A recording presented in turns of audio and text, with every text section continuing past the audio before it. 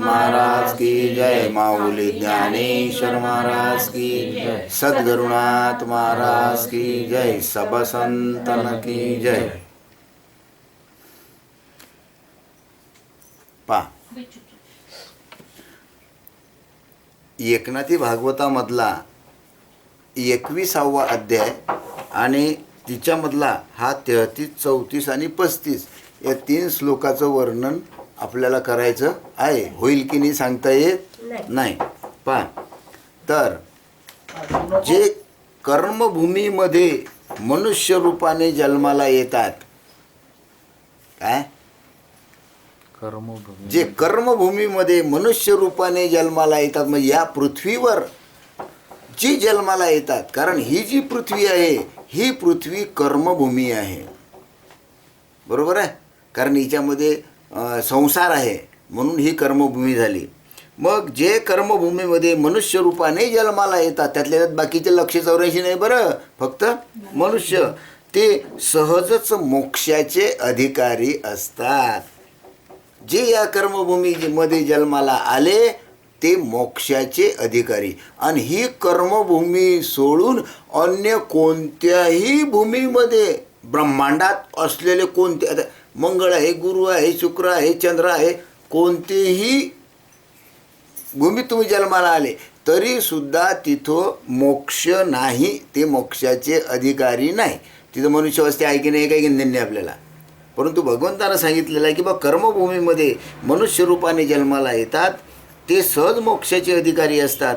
असे असतानाही जे कामनेने नाडले आहे, ज्यांच्या ठिकाणी काम, क्रोध, लोभ, मोह, मद, मत्सर, ईर्ष्या, द्वेष नाही काय, आणि स्वर्गासाठी इतर देवतांचेच भजन करतात. आणि आपल्याला स्वर्ग मिळाला पाहिजे म्हणून बाकीच्या देवतांचं भजन करतात.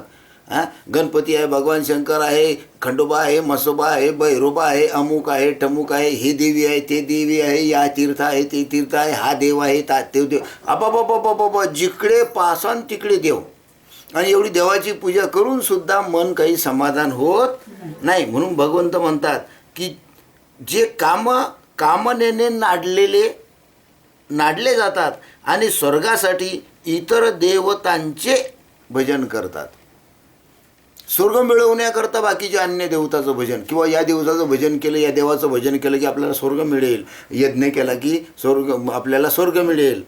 म्हणजे त्यांच्या मनात कामना असते, संसाराविषयी सुद्धा कामना आणि स्वर्ग मिळण्याविषयी सुद्धा कामना. पहा, मग स्वर्ग भोगावरच मन ठेवून अनेक यज्ञयाग करतात. आता सांगितलं. मग यज्ञयाग कशा करता? जो यज्ञ करतो तो स्वर्गाला जातो. पण स्वर्ग म्हणजे काय? स्वर्गात गेल्यानंतर जोपर्यंत पुण्य आहे तोपर्यंत त्या स्वर्गाचा उपभोग घेतला जातो.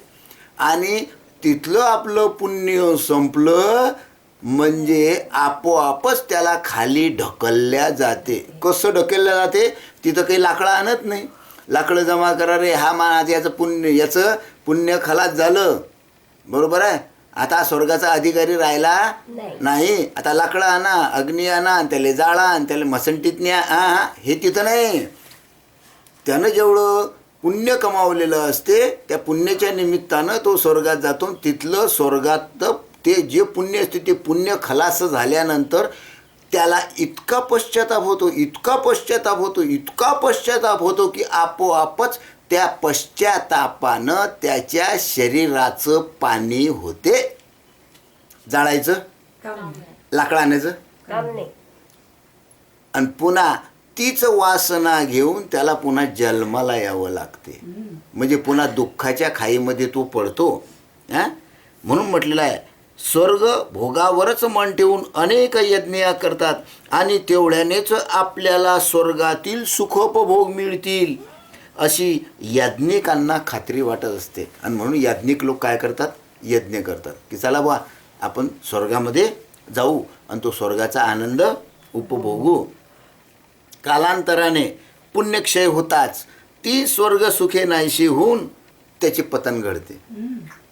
ते पुण्य खलास झालं की त्याचं पतन घडते. तो पुन्हा खाली येतो, सुखदुःखामध्ये पडतो, बरोबर आहे.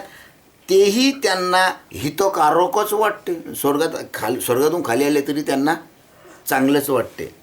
आम्ही पुण्यवान स्वर्गस्थ जीव, आम्ही पुण्यवान आहोत, आम्ही स्वर्गात गेलो आणि स्वर्गातून पुन्हा खाली आलो, तरी सुद्धा त्यांना धन्यच वाटते, नाही काय. हा, मग ते स्वर्गस्थ जीव म्हणून सुशील ब्राह्मणाच्या कुळात जन्माला येतात. ब्राह्मणाच्या कुळात जन्माला येतात. ते स्वर्गात गेले, पुन्हा खाली आले, ब्राह्मणाच्या कुळात जन्माला आले. पण अहंकार किती. हा, आम्ही ब्राह्मणाच्या कुळात जन्माला आलो, आम्ही स्वर्गात जाऊन आलो. हा, स्वर्गातील पुण्य संपले तरी आम्ही वेदांगाचे अध्ययन करून धनधान्याची अत्यंत समृद्धी मिळवून विख्यात गृहस्थ होऊन राहू असे त्यांना वाटत असते. आता आम्ही ब्राह्मणाच्या पोटी जन्माला आलो, आज तर मग वेदांचा अभ्यास करायचा, ऋग्वेद, यजुर्वेद, सामवेद, अथर्ववेद, मोठे शास्त्र वाचायचे, शास्त्राचा अभ्यास करायचा, धनधान्यांनी समृद्ध व्हायचं आणि शेवटी काय करायचं, विख्यात गृहस्थ म्हणजे प्रसिद्ध गृहस्थ होऊन, प्रसिद्ध मनुष्य होऊन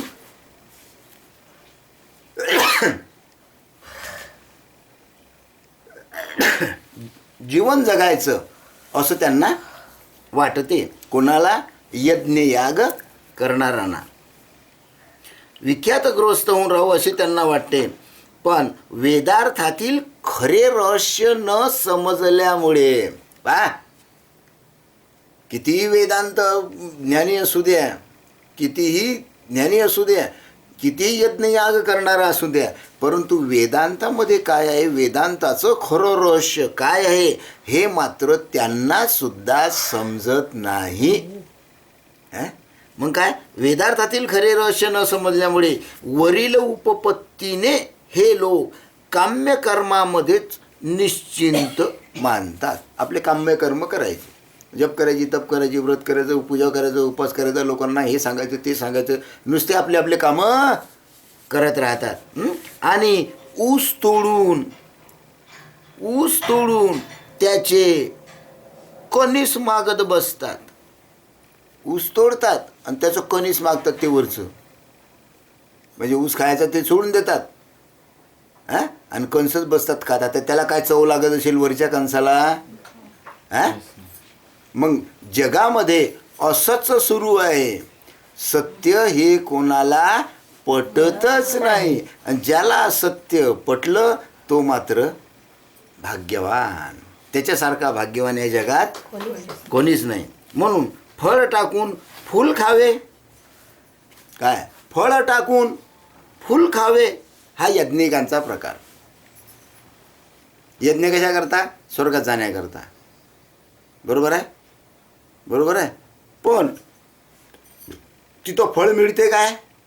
तिथं फळ मिळत नाही.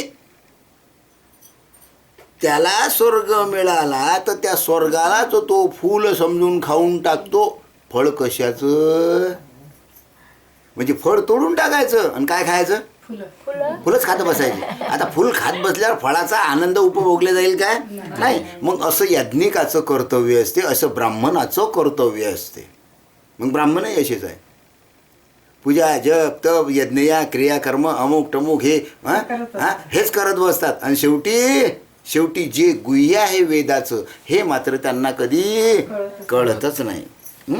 ते स्वर्गाच्या इच्छेने जे उपाय करतात ते त्यांना अपायात पाडतात. जे उपाय करतात, बरोबर आहे, स्वर्गाच्या इच्छेने जे उपाय करतात ते उपाय न होता अपायच होता. म्हणजे फायदा न होता, त्याचं नुकसान. पण आपलं नुकसान होऊन राहिलं हे मात्र त्यांना ब्राह्मणांना कळत नाही. आणि म्हणून इथं बसलेले पुन्हा परत जातात. आले होते ना, बसले होते, गेले ना परत, पुन्हा येणे भाग्य. सारा संसारच मुळी काल्पनिक. अरे तुम्ही जो संसार करून राहिले हा सर्व काल्पनिक आहे, हे सर्व झूट आहे, हे सर्व खोटं आहे, हा सर्व भ्रम आहे, हा सर्व मनाचा खेळ आहे. हा संसार सत्य नाही. आता तुम्ही म्हणाल सत्य नाही, दिसतो तर खरी. तुम्ही म्हणता सत्य नाही, तुम्ही म्हणता देव सत्य नाही, हे घर सत्य नाही, पंखा सत्य नाही, पण डोळ्यानं दिसून राहिले ना. मग याला खोटं कसं म्हणा? जे दिसते ते सत्य नसते. आता सत्य का नसते? तर त्याचा नाश होतो. सत्य हे कधी नाश पावत नाही. जे दिसते त्याचा नाश होतो, ते कधीही भ्रममूलक असते. आता तुमच्या डोळ्यानं जेवढं दिसून राहिलं, तुम्ही हैदराबादात जा का काश्मीरमध्ये जा का अमेरिकेत इंग्लंडमध्ये जा का कुठेही जा, जेवढं पाहसान जेवढं तुमचं डोळ्यानं दिसते ते सर्व नाशिवंत आहे. एक ना एक दिवस त्याचा नाश होणार आहे. एवढंच कशाला इकडे इकडे घ्यायला फिरता? स्वतःच पहा. तुम्ही पहिले लहानपणी कसे होते, कसे दिसत होते, आता केवळे झाले रताळे, आता कसे दिसतात, आणि म्हातारे झाल्यावर ओळ्या पडल्यावर कसे दिससान. बरोबर आहे. म्हणजे जे दिसते त्याचा नाश आहे. आणि पुन्हा आणखी कालांतरानं हा देह नाश पावणार आहे. म्हणजे डोळ्यानं जेवढं दिसते ते सर्व नाशिवंत आहे, आणि त्या नाशिवंतालाच आम्ही सत्य समजतो. म्हणून आम्हाला हा विषय कळत नाही. सारं जग जिच्यात फसलं, सारं जग फसलं. त्यात स्वर्गाचे सुखच खरे कसे असणार? अरे हा संसार जर तुमचा खोटा आहे, हा संसारच जर नाही, तर स्वर्गातलं सुख हे खरं कसं मानावं? कारण ते सुद्धा खोटंच आहे, ते सुद्धा नाशिवंत आहे, त्याचा सुद्धा नाश होणारच आहे. परंतु केवळ ऐकीव गोष्टीवरून मूर्ख लोक स्वर्ग लोकाला भुलतात. नुसत्या गोष्टी ऐकतात आणि स्वर्गाला भुलतात. मग असं केलं तर स्वर्गात जाणं होईल, असं होईल, तसं होईल, कोणी नरकाला जाईल, कोणी स्वर्गाला जाईल, असं केलं पाहिजे, तसं केलं पाहिजे, हा देव भजला पाहिजे, तो देव भजला पाहिजे. कशा करता? फक्त स्वर्गात जाण्याकरता. बरोबर आहे. आणि स्वर्ग सुखाला भुलण्याकरता. जो स्वर्ग सुखाला भुलतो त्याला मूर्ख म्हटलेलं आहे. मग भिलेत मूर्ख किती? बंदेच्या बंदे. ज्यानं नाम घेतलं तो मूर्ख नाही, ज्यानं नाम घेतलं नाही तो मूर्ख. भगवंतच म्हणून राहिले. मी बोलत नाही बरं, हे शब्द माझे नाही, हे शब्द स्वतः भगवान श्रीकृष्णानं उद्धवाला सांगितलेलं आहे, आणि आमच्या एकनाथ महाराजांनी लिहून ठेवलेलं आहे. हे शब्द भगवान श्रीकृष्णानं उद्धवाला सांगितलेले आहे. तेच शब्द परीक्षित राजाला शुकमुनींनी सांगितलेले आहे, आणि तेच आपल्या जनार्दन स्वामींनी एकनाथ महाराजांना सांगितलेलं आहे. आणि जगांना हे कधी कळणार नाही, म्हणून स्वतः आमच्या एकनाथ महाराजांनी एकनाथी भागवत म्हणून हे लिहून ठेवलेलं आहे. याचे नुसते भागवताचे पारायण सुरू आहे. 7 दिवस झाले की झालं पारायण. बस खाऊ पिऊ मजा मारो, आणि बोकांडी पैसे द्या त्याच्या, कोणाच्या? कीर्तनकार, प्रवचनकार, पारायणाच्या, मजा मारा. ते झाले मस्त मजा मारतात, आणि तुम्हाला काय देतात? शून्य. तुमच्या हिशावर एवढंसं सुद्धा पुण्य येत नाही, काहीच फायदा नाही. कारण वेदांताचा खरा अर्थ कोणत्याही कीर्तनकाराला माहीत नाही, प्रवचनकाराला माहीत नाही, भागवतकाराला माहीत नाही. परंतु स्वतःची डेरगी भरण्याकरता हे सामान्य माणसाला काय करतात? फसवतात, आणि स्वतःचा स्वार्थ साधतात. आणि आम्ही त्यांना काय म्हणतो? संत म्हणतो, महाराज म्हणतो. याची पूजा कशानं करायला पाहिजे? खेटरानं करायला पाहिजे. हातानं नाही, खेटरानं. पण लोक त्याच्या पायाशी त्याला शरण येतात. नाही, तसं नाही. जो स्वतः आम्हाला परमात्मा स्वरूपापर्यंत नेऊन पोचवतो त्याला संत म्हणतात. मग आमच्या जीवनामध्ये एकही आला नाही का असा साधू की त्यानं आम्हाला परमात्मा स्वरूपापर्यंत नेऊन पोचवलं? तो स्वतः एवढा स्वतःला साधू समजतो, संत समजतो, महाराज समजतो, पैसे घेतो, एवढे चितंबे तो जर करून राहिला, तर त्याचं कर्तव्य आहे सामान्य माणसाला परमात्मा स्वरूपाचा अनुभव आणून देणं. मग एखाद्यानं दिलं काय? नाही. आणि तुम्ही त्याची पूजा कशी करता, त्याला खाऊ पिऊ कसं घालता, हा त्याला त्याला बिलकुल बाजूला ठेवायचं. चल सटाक उठ. अरे मी तर म्हणतो त्याला दूध काय, त्याला पाणी पाजायचं नाही, घरी बोलवायचं नाही. मी या मताचा माणूस आहे. मी कोणाच्या बापाला भेणारा नाही. बाप दाखवणी तर श्राद्ध कर. आपल्याजवळ उधारीचं काम नाही. हा सूर्य आणि हा जयद्रथ आमने सामने. आपल्याजवळ उधार चालत नाही. नाम घ्या आणि ताबडतोब त्याचा अनुभव घ्या. आपल्याजवळ उधार आज नाम घ्या आणि मग तुम्हाला 15 आणि 20 वर्षानं देव कळीन. अरे फोत्र्या तोंडाचे आहे हो, मध्येच तो मेला तर गेला 184 मध्ये गुतला का नाही. हा? आणि या मादर चोदाला काय गॅरंटी आहे की तो त्या जीवाचा उद्धार होईल म्हणून, त्याला भगवंताची भेट आहे का गॅरंटी. हा? आणि आम्ही त्यांना साधू म्हणतो, संत म्हणतो. काही बाबू नका पाय राहू द्या. बरोबर आहे. हां, कारण तुम पाय दाबता लक्ष जाते बाकी जायचं. हा विशेष पुन्हा कळणार नाही. बदल येईल. हां, ज्याप्रमाणे ऐकून घ्या, ज्याप्रमाणे नपुसकाने स्त्री सुखाची इच्छा केली. नपुसक स्त्री सुखाची इच्छा करतो. अरे की त्याचा फायदा, काही फायदा आहे काय, तरी त्याचा संग त्याला करता येत नाही. कारण त्याचं काही चालतच नाही. मुळी बीजोत्पत्तीच नाही. ऐकाय, जो नपुसक असतो त्याच्यापासून बीजोत्पत्ती नाही. मुलगा होणार नाही तर मुलगी होणार नाही, दिवसच राहणार नाही. पण त्याला कामाचा खटाटोप, काय कामाचा, त्याच्या कामाचा खटाटोप काही कामाचा नाही. पण फुकट तळतळा उडतो. फुकट तळतळा उडतो, धडपड करून व्यर्थ निसतो.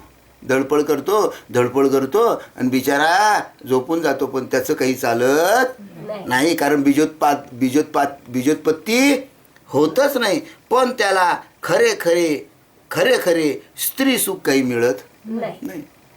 एवढा मोठा असला तरी सुद्धा त्याला खरं स्त्री सुख मिळत नाही. कारण तो कसा असतो, नपुसक असतो. त्याप्रमाणे पहा किती सुंदर उदाहरण आहे. सुंदर, हे बायकोचं नाही नुसतंच. त्याप्रमाणे अगदी स्वर्गा संबंधाने मनुष्याची स्थिती होते. या आता काय बोलसान, स्वर्ग सुद्धा नपुसारखा सारखंच आहे. अरे काहीच फळ नाही तिच्यात. स्वर्गात गेलं म्हणजे तुम्ही काही कमवलं, काय फळ आहे, काहीच फळत नाही. उलट दुःख आहे. अहंकार घेऊन येते माणूस तिथून अजून पुढे. मी स्वर्गातून आलो. हा, गव्हाचा जो पहिला कोंब येतो, आपण गहू पेरला, गहू पेरल्यानंतर गव्हाचा जो पहिला कोंब येतो आणि तो कोंब जर तोंडात घातला तर कसा लागतो, गोड लागतो. साखरेसारखा गोड लागतो. हा, मग तुम्ही जर शेतात गहू पेरला आणि त्या सर्व गव्हाला जर कोंब आले आणि ते कोंबच खात बसले तर उपाशी मरसान का जीवन जगसान. हा, मग काय करायला पाहिजे, ते जरी गोड लागले तरी त्याची वाढ होऊ द्यायला पाहिजे. मग त्याला ओंब्या येतील, गहू येतील, दळून आणू आणि मग आम्ही आमचं जीवन जगू. पण लोक काय करून राहिले, जग काय करून राहिलं, कोंबच खाऊन राहिले. म्हणजे स्वर्ग सुखाची इच्छा करून राहिले आणि भगवंताची प्राप्ती नाही तर नाहीच. हा, कठीण आहे बुवा. कधी कळा हे.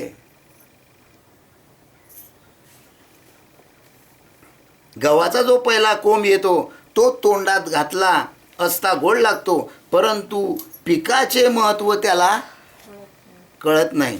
तो त्या कोंबालाच उपटीत राहतो, कोंबालाच उपटत बसतो. पिकाचं महत्त्व त्याला कळत नाही. पाल्याचीच चव घेऊ लागले तर त्याला काही गव्हाची गोडी येत नाही. नुसता पालाच खात बसले तर गव्हाची चव काही येणार नाही. असे असता पालाच काढून घेतला तर शेवटी गव्हा करता रडतच बसावे लागते. मग तुम्ही पाला तोडत बसले तर गव्हा करता रडत बसावं लागेल. कारण पानात तोडत बसले त्याला गहू येणार नाही, त्याची वाढ खुंटून जाईल. हा, मग गव्हा करता तुम्हाला रडत बसावं लागेल. त्याप्रमाणे हे झालं उदाहरण. आता याच्यावरून दृष्टांत, आता याच्यावरून सिद्धांत काय. त्याप्रमाणे वेदाने स्वर्गाचे फळ सांगितले आहे. वेदानं स्वर्गाचं फळ सांगितलं आहे. ते स्वधर्माचे कोवळे मूळ आहे. ते स्वधर्माचं कोवळं मूळ आहे. म्हणजे वेदानं सांगितलेलं करायचं नाही असं नाही, पण ते कोवळं मूळ आहे. मग ते कोवळं मूळ तुम्ही खात बसेल तर गोड लागेल, गोड लागेल, गोड लागेल. याचा अर्थ स्वर्ग जर तुम्हाला मिळाला तर तुम्हाला त्याची आवड निर्माण होईल. हां, स्वर्गात असं सुख आहे, स्वर्गात तसं सुख आहे, वा अमृत प्यायला भेटते. ते कोवळं कोंब आहे. मग ते कोवळा कोंब खात बसायचा का त्याच्या पुढे जायचं? हां, व लगेच उपटून खाल्ले तर मोक्ष पण अंतरलेच. हा तो कोवळा कोंब आहे, तो जर उपटून खाल्ला तर मोक्ष सुखाला तुम्ही अंतराल. तुमची मुक्ती कधीच होणार नाही. जे ज्ञाते लोक असतात ते स्वर्गाला शिवतही नाही. खरा ज्ञानी मनुष्य, खरा भक्तिवान मनुष्य स्वर्गाला कधी शिवतही नाही, स्वर्गाची कधी इच्छा करतही नाही. जो खरा भगवत भक्त आहे ना त्याला स्वर्गाची इच्छा नसतेच. कधीच तो स्वर्गाची इच्छा, मी मेल्यावर मला स्वर्ग मिळेल, मला स्वर्गात जावं लागेल. मग जाऊ दे, आता जे झालं ते झालं, पण स्वर्गात मज्जा आहे. अरे हरामखोरा, कशाची मज्जा रे तिथं? हां, पुन्हा तुला येणंच आहे दुःख भोगण्याकरता कुठं? इथं. आणि असा करता करता करता करता शेवटी त्याची अधोगती येते. स्वर्ग तर सोडा पण अधोगतीला जातो.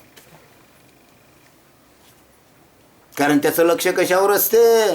विकाराव, काम, क्रोध, लोभ, मोह, मद, मत्सर, पैसा, अळका, बस संसारात. म्हणून त्याच्या ठिकाणी अधोगतीच आहे. पण मूर्खाची विषय तृष्णा अनिवार्य असते. मूर्खाची जी विषयाची इच्छा असते ही कशी असते? तीव्र असते. ते लोक कामाच्या आसक्तीने सकाम कर्मे करीत असतात. त्यामुळे ते जन्ममरणाच्या भोवऱ्यात सापडून कल्पपर्यंत त्यातून बाहेर पडत नाही. असा जो असतो तो जन्ममरणाच्या भोवऱ्यामध्ये अडकतो. विषय सुखात गुंतलेला जीव जन्ममरणाच्या फेऱ्यात अडकतो आणि कल्पपर्यंत तो त्यातून बाहेर निघून. कल्प म्हणजे 4 युग, सत्ययुग, त्रेतायुग, द्वापरयुग, कलियुग. हे 4 युगामध्ये तो जन्ममरणाचे दुःख भोगतोच आहे, जन्म घेतोच आहे, मरतोच आहे, जन्म घेतोच आहे, मरतोच आहे. त्याला सुख नाहीच, त्याची सुटकाच नाही. बरोबर आहे. त्यांना साधू लोक हितबोध सांगत असतात. त्यांना साधू काय सांगतात? त्यांना हितबोध सांगतात. हे बाबा तुझं कल्याण कशात आहे हे सांगतात, सांगण्याचा प्रयत्न करतात. पण ते साधूचे बोलणे ते मान्य करत नाही. साधू कितीही समजून सांगतो, संत समजून सांगतात, पण संताचं म्हणणे तो कधी मान्य करत नव्हे ते त्याला पटतच नाही. आणि म्हणून जितक्या मैत्रिणी आहे इतक्या सर्व ऐकतात, 5 मिनिटांनी उठून आपल्या घरी जातात आणि त्याला मैत्रिणी म्हणतात. मग आता अशाचा संघ करून तरी काय फायदा सांगा बा. आणि माझ्या मैत्रिणी काय कामाच्या मैत्रिणी? हां, काही फायदा नाही. जसं तुम्ही जीवनभर त्याचं ऐकता तसा एक शब्द तरी तुमचा ऐकला काय? आणि कशाच्या मैत्रिणी कशाला बोलतात, कशाला जातात, कशाला तितंबे करता? घरी बसा, हे शास्त्र वाचा, कोणाच्याच घरी जायची जरूरत नाही. मी या मताचा आहे. मला कोणतेच नातेवाईक नाही, नवऱ्याकडचा नाही, बायकोकडचा सटक जरूरत नाही. भाऊबंद बी नाही. कोणाच्या घरी मी कधी जात, शेजाऱ्याच्या घरी कधी जात नाही. अजून मी त्याच्या घर पाहिलं नाही कसं आहे शेजाऱ्याचं. जरूरत काय? साधकच आपलं सर्व काही आहे. पण आजकाल मोह इतका वाढला. माम भाऊन, फुई भाऊन, माम बहीण, फुई बहीण, चुलतीन, पुतनीन, मामान, मज्जाच मज्जा. सर्व गुरु फुटून राहिले तिच्यातच. आणि जे सत्य आहे ते राहिलं बाजूलाच. मग पण ते साधूचे बोलणे मान्य करत नाही. आम्ही ज्ञाते आहोत. कोण? ही जी विद्वान मंडळी असते, ही जी वरून खाली आलेली मंडळी असते, ब्राह्मण मंडळी, हे काम ब्राह्मण मंडळी किंवा जे कर्मठ असतात किंवा विद्वान पंडित असतात किंवा वेदांत ज्ञानी असतात, हे काय म्हणतात? आम्ही ज्ञानी आहोत. आम्ही फोत्र्या तोंडाचे येतात कुठून? स्वर्गात. कर्म धर्म संयोगानं चांगलं जीवन मिळते. त्याच्याच कृपेने ते चांगल्या कुळात जन्म घेतात. आणि काय म्हणतात? आम्ही ज्ञानी आहोत, अहंकार. हा? वेदाचा अर्थ आम्हालाच कळतो. पहा काय म्हणतात, वेदाचा अर्थ आम्हाला आम्हालाच कळतो असं ते म्हणतात. हा? सांगा मग वेदाचा अर्थ त्यांना कळतो काय? नाही. कोणत्याही वेदांत ज्ञानाला, कोणत्याही विद्वान पंडितांना वेदांचा अर्थ कळत नाही. फक्त जो त्या स्वरूपाशी एकरूप झाला, आत्मस्वरूपाशी जो एकरूप झाला, त्यालाच फक्त वेदांताचा अर्थ कळेल. आणि म्हणून तुकाराम महाराजांना म्हटलं, काय म्हटलं, वेदाचा तो अर्थ आम्हाशीच ठावा आणि येराने वाहावा भार माता. अरे वेदाचा अर्थ फक्त तुकाराम महाराज म्हणता आम्हालाच कळते आणि बाकीच्यांनी मूर्खांनी नुसतं डोक्यावर वझ व्हायचं. कशाचं? शास्त्राचं वझ वाचत बसा. हा? आणि वेदांचा अर्थ फक्त ज्ञानी मनुष्याला, संतांनाच कळतो. बरोबर आहे. मग ज्ञानेश्वर तुकाराम महाराजांना कळत नाही काय? हा? म्हणजे तुकाराम महाराजापेक्षा मोठे आले काय? अल्ली हा? फोत्र्या तोंडाचे समजायचं काम नाही. आणि म्हणता आम्ही फार ज्ञानी विद्वान पंडित आणि चालले आमच्याकडे चाचणी कीर्तन करायला आणि काय मस्त सांगतो व माय. काय कळते त्याचं? या गावचा महाराज, त्या गावचा महाराज, या गावचा साधू, त्या गावचा साधू, कीर्तनकार, भागवतकार, फार मस्त कीर्तन करतो. अरे त्याचं त्यालाही कळत नाही, तो पाठ करून करतो. बिना पाठ करानं कर कीर्तन.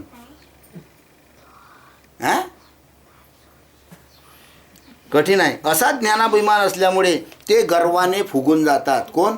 वेदांत ज्ञानी गर्वानं याज्ञिक लोक.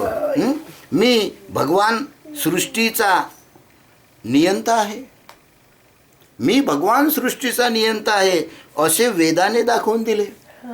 वेदानं काय सांगून दिलं की वेदानं दाखवून दिलं की भगवंत हा सृष्टीचा नियंता आहे. सर्व सृष्टीचं कार्य हे भगवंत करतो. साऱ्या सृष्टीचं उत्पत्ती, स्थिती आणि लय सर्वांचं पालनपोषण भगवंत म्हणतो मी करतो. असं वेदामध्ये लिहिलेलं असताना सुद्धा ती गोष्ट त्यांना मान्य नाही. भगवंताच्या म्हटलं सुद्धा ऐकत नाही. वेदानं सांगितलेलं आहे, वेदाच्या म्हटलं सुद्धा ते ऐकत नाही. आपलीच पुंगी वाजवतात. मीच मोठा ज्ञानी, मीच मोठा उद्या, हे असं करा, तुम्ही ते तसं करा, तुम्ही ते तसं करा. आणि आम्ही चालल्या त्याच्या मागे. हे बा तिकडे घराचं तोंड सुन आहे, चाललं तिकडे. हे बा शनिवार करा, शनिवारा तुमच्यावर कृपा करेन. धरला शनिवार. हे बा शंकराची पूजा करा, तो तुमच्यावर प्रसन्न. केली शंकराची पूजा. बाकी त्याला अनुभव तर काही नव्हतं, पण जगानं जे सांगलं त्याचंच आम्ही ऐकतो आणि त्याचंच आम्ही करतो. कारण तो विषय आम्हाला कळत नाही म्हणून असा आहे. आणि तर भगवंतानं सरळ सांगितलेलं आहे, वेदाने दाखवून दिले असते ती गोष्ट त्यांना मान्य नाही. निष्काम कर्म म्हटले की त्यांचे कपाळच उठते. म्हणजे कोणताही जेवढे साधू आहे हे निष्कामी नाही, निष्काम कर्म करतच नाही. ते कर्म केलं की काळा नोटा, कीर्तन केलं काळा नोटा, फुक्कट आहे काय, काळा भाळं थोडं, काळा नोटा. जशी याच्या बापाचीच ठेव आहे. कोणाच्या बोलत जा तुम्ही बोलत जा मागचे. आपलं बोल ना. तुम्हाला असा साधू भेटणार नाही बोलणारा. गोळीमोडी लावणारे भेटतील, पण मी गोळीमोडी कोणाला लावत नाही. आपल्याजवळ शिव्याच आहे. माया सकाळचा साधू आहे व माया शिव्याच देत बसते.